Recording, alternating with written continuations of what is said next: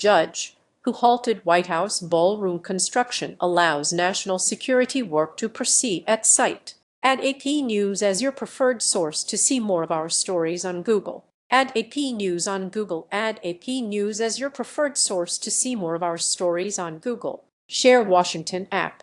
A federal judge who halted construction of President Donald Trump's $400 million White House ballroom clarified on Thursday that the administration can proceed with below-ground construction of a bunker and other national security facilities at the site. U.S. District Judge Richard Leon, in Washington, issued his latest ruling in a lawsuit over the ballroom project several days after an appeals court instructed him to reconsider the possible national security implications of stopping construction.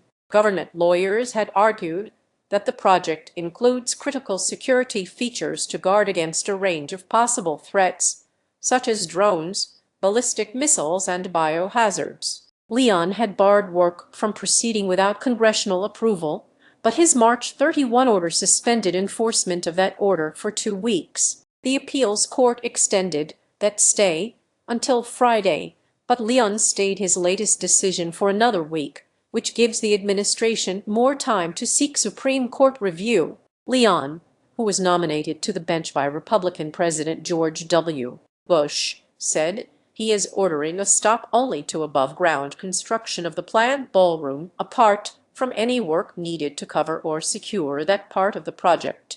Otherwise, the Trump administration is free to proceed with construction of any excavations, bunkers, military installations, and medical facilities below the ballroom. Defendants argue that the entire ballroom construction project, from tip to tail, falls within the safety and security exception and therefore may proceed unabated. The judge wrote, "That is neither a reasonable nor a correct reading of my order." Read more on Saturday.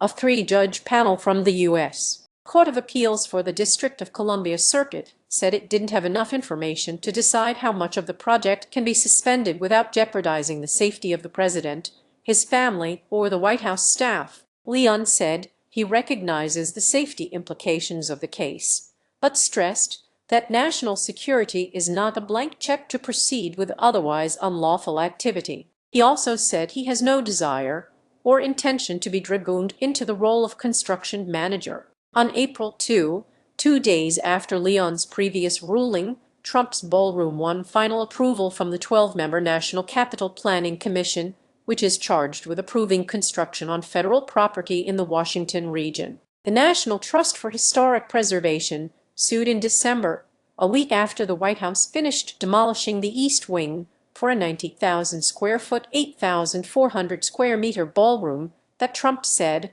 would fit 999 people. The administration had said above-ground construction on the ballroom would begin this month. Trump says the project is funded by private donations, although public money is paying for the bunker construction and security upgrades.